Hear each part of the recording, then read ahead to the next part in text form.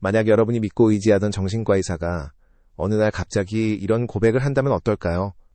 당신이 듣는 그 환청은 사실은 뇌의 병이 아니라 실제 존재하는 영적 존재의 목소리입니다. 라고요. 이것이 미친 소리처럼 들리시나요? 하지만 이건 이름 모를 음모론자의 주장이 아닙니다.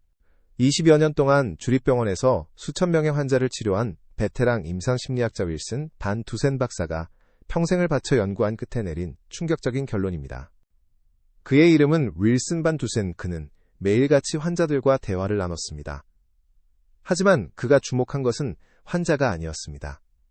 환자들이 듣는다고 말하는 그 목소리들이었습니다. 당신이 듣는 목소리가 지금 당신에게 뭐라고 말하고 있나요? 정신의학계는 그것을 증상이라 불렀으며 이것은 약으로 지워야 할 오류라고 했습니다. 하지만 반 두센은 달리 생각했습니다. 만약 그 목소리들이 단순한 뇌의 오작동이 아니라면, 만약 거기에 어떤 구조가 또는 어떤 패턴이 심지어 어떤 지성이 있다면 이라는 생각을 하게 되었죠. 윌슨 반 두센은 누구인가? 그는 임상심리학자이자 스웨덴보리의 연구를 그의 임상실험과 비교하게 되었으며 그는 단순한 심리학자가 아니었습니다. 그는 1970년대 캘리포니아 멘도시노 주립병원에서 수석 심리학자로 20년 넘게 근무하고 있었던 한 임상심리학자가 현대의학으로 도저히 설명되지 않는 정신분열 증환자들의 환각을 연구하다가 충격적인 사실을 발견합니다. 그 기간 동안 수백 명의 정신증 환자들을 직접 만났습니다. 그런데 그에게는 특이한 점이 있었습니다. 환자들이 보는 악마와 천사, 그리고 다른 세계의 존재들이 200년 전 18세기 스웨덴 과학자 이마뉴엘 스위덴보르그가 기록한 Heaven and Hell, 천국과 지옥의 내용과 거의 완벽하게 일치한다는 것을 발견합니다. 그는 동시에 이 신비주의자 에마누엘 스웨덴보리의 열렬한 독자였습니다. 스웨덴보리는 생전에 천국과 지옥을 직접 여행했다고 주장한 인물로서 방대한 영적 세계의 지도를 글로 남겼습니다. 반 두센은 어느 날 이 두 세계가 충돌하는 순간을 맞이하게 되었는데 스웨덴보리가 묘사한 영적 존재들의 특성과 자신의 환자들이 묘사하는 목소리들의 특성이 놀랍도록 일치하고 있었던 것입니다. 여기서 반 두센이 스웨덴보리에게 처음 관심을 갖게 된 과정이 자신의 종교적 비전 경험 포함하며 반 두센 본인이 The Presence of Other Worlds, 다른 세계의 존재라는 책 서문에서 직접 설명한 내용입니다. 처음 만남은 즉 초기 관심은 그가 젊었을 때 신문 광고를 보고 무료 책을 받으러 간 적이 있었다고 합니다. 스웨덴보리의 신성한 섭리를 처음 읽었을 때는 추상적이고 지루하며 기독교 사상을 재해석한 것처럼 느껴졌다고 합니다. 그러나 심리학적 영적 개념을 동시에 다룬다는 점에서 약간 흥미를 느끼긴 했지만 곧 책을 치워버렸었습니다. 그러다 결정적 계기가 있었는데 그것은 자신의 종교적 비전 경험을 하게 된 후였습니다. 몇 년 후 윌슨 반 두센은 일련의 강렬한 종교적 비전을 경험을 하게 되었고 이 경험들이 그를 다시 스웨덴보리의 책으로 이끌어주게 되었습니다. 그는 비전을 겪은 후 책을 다시 읽었을 때 스웨덴보리가 내가 경험한 것을 정확히 말하고 있다는 느낌을 강하게 받았다고 고백합니다. 이전에는 추상적으로 느껴졌던 내용들이 이제는 실제로 살아있는 개인적 체험의 기록으로 다가오게 된 것이죠. 그 후 발전하여 스웨덴보리의 방대한 저작인 과학서와 영적 일기, 그리고 신학서들까지 모두 탐독하기 시작하게 되었습니다. 특히 스웨덴보리의 꿈과 내적 투쟁 기록인 스피리추얼 다이어리 영계일기에 깊이 빠져들게 되었습니다. 자신의 임상심리학 경험, 특히 정신분열증 환자들의 환각과 스웨덴보리의 영적 세계관이 정확히 맞아떨어지는 것을 발견하면서 본격적으로 연구하게 됩니다. 스웨덴보리는 당대 유럽 최고의 천재 과학자이자 뇌해부학의 선구자였던 그가 왜 인생의 절정기에 모든 연구를 때려치우고 사후세계를 드나드는 신비주의자가 되었을까요? 오늘 영상은 단순한 미스터리가 아닙니다. 현대심리학과 영적 세계의 경계가 무너지는 그 지점에 대한 이야기입니다. 이 영상을 끝까지 보고 나면 여러분은 거울 속의 자신을 이전과 같은 눈으로 볼 수 없게 될지도 모릅니다. 그리고 그가 쓴 색다른 세계들의 존재는 단순한 이론서가 아닙니다. 과학과 영성, 그리고 정신질환과 영적 세계를 연결하는 현대 최고의 브릿지입니다. 오늘 이 영상에서는 이 책의 핵심을 파헤쳐 보겠습니다. 정신의학과 영성, 그리고 당신의 내면 세계가 완전히 달라 보일 수 있습니다. 두 세계의 목소리 그리고 스웨덴보리와 반 두센이 만나게 되는 동기를 말씀드리겠습니다. 1743년 스웨덴의 국회의원이자 금속학의 대가였던 스베덴보리에게 이상한 징조가 나타납니다. 그는 당시 인간의 지성으로 도달할 수 있는 모든 학문의 정점에 서 있었습니다. 하지만 그는 만족할 수 없었죠. 인간의 육체, 어디에 영혼이 깃들어 있는가? 이 답을 찾기 위해 그는 뇌와 신경계를 낱낱이 해부했습니다. 스베덴보리는 원래 신비주의자가 아니었습니다. 그는 광산학, 해부학, 천문학 그리고 수학을 아우르는 당대 최고의 과학자였습니다. 스웨덴 왕실의 광산위원으로 일하며 뇌 해부학에 관한 선구적 논문을 썼습니다. 하지만 칼끝에 영혼은 걸려들지 않았습니다.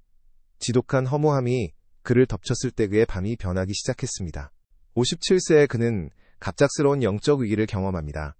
그리고 남은 27년의 생애 동안 영적 세계를 직접 탐험하며 기록한 수십 권의 저서를 남깁니다. 대표작 천국과 지옥, 그리고 신의 섭리는 지금도 많이 읽혀지고 있습니다. 이제 스베덴보리가 발견한 가장 혁명적인 통찰 중 하나로 들어가 보겠습니다. 스베덴보리가 직접 경험하고 기록한 천국과 지옥은 우리가 흔히 상상하는 물리적인 장소가 아닙니다. 그것은 상태입니다.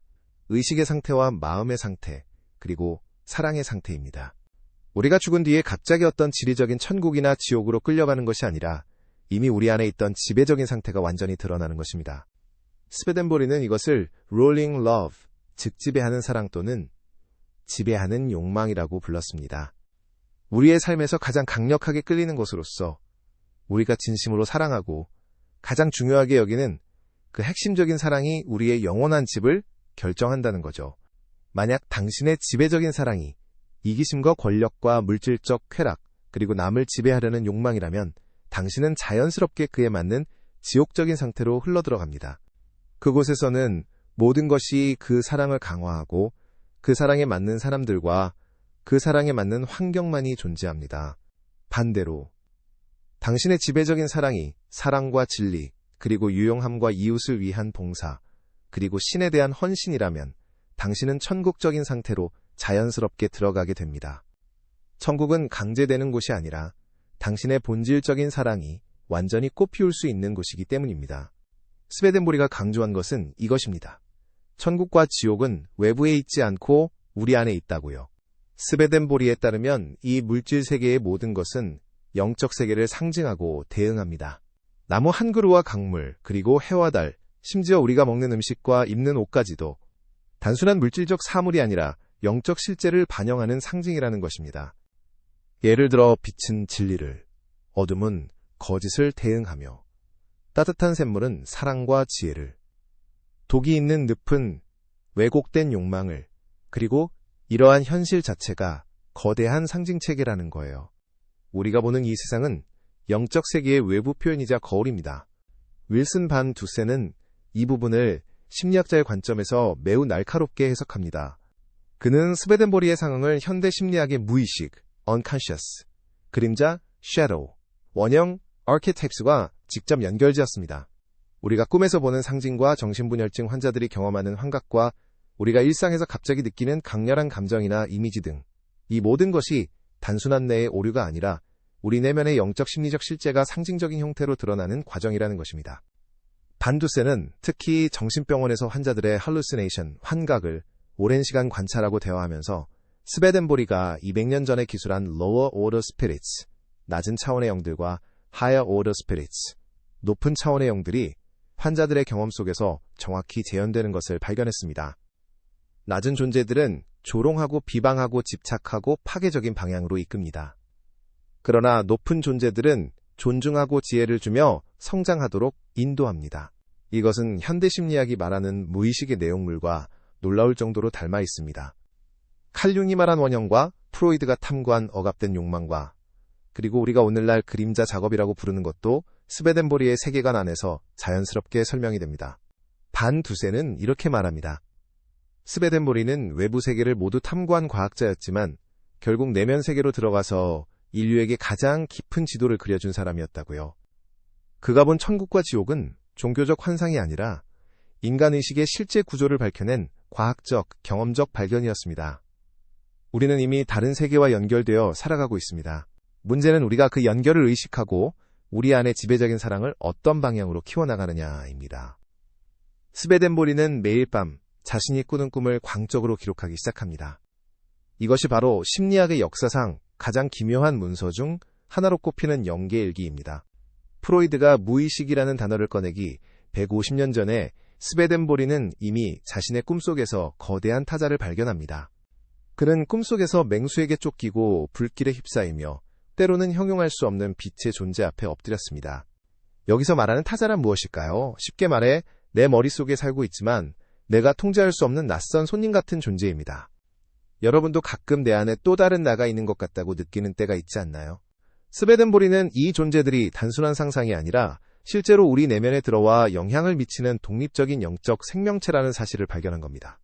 그는 평생을 나라는 감옥에 갇혀 살던 천재였지만 이 거대한 타자를 만나면서 비로소 인간의 지성 너머에 있는 진짜 세계에 눈을 뜨게 된 것입니다. 요약하자면 타자는 내 안에 존재하지만 내가 조종할 수 없으며 나보다 훨씬 강력한 힘을 가진 외부의 인격체라고 이해하시면 됩니다. 이 존재를 인정하는 것이 스베덴보리가 과학자에서 신비주의자로 넘어가는 핵심 열쇠가 됩니다. 이건 단순한 이상한 꿈이 아니었습니다. 반 두센 박사는 이 시기를 이성의 방어벽이 무너지는 단계라고 분석합니다. 평생을 논리라는 감옥에 갇혀 살던 천재의 자아가 비이성적인 영적 세계의 침공을 받기 시작한 것이죠. 처음에 스베덴보리는 저항했습니다. 이성적인 과학자로서 이 환상들을 자신의 정신병으로 의심하기도 했죠. 하지만 1년 넘게 계속된 이 내면의 폭풍 속에서 그는 깨달았습니다. 자신의 보잘것없는 지식으로는 이 거대한 에너지를 설명할 수 없다는 것을요. 결국 그는 일기장에 이렇게 적습니다. 나의 모든 지식을 내려놓는다. 나는 이제 아무것도 모르는 어린아이가 되기로 했다. 전문 용어로 이를 자아의 죽음이라고 합니다. 놀랍게도 그가 지적인 오만함을 완전히 버린 그 순간 환상은 실제가 되었습니다.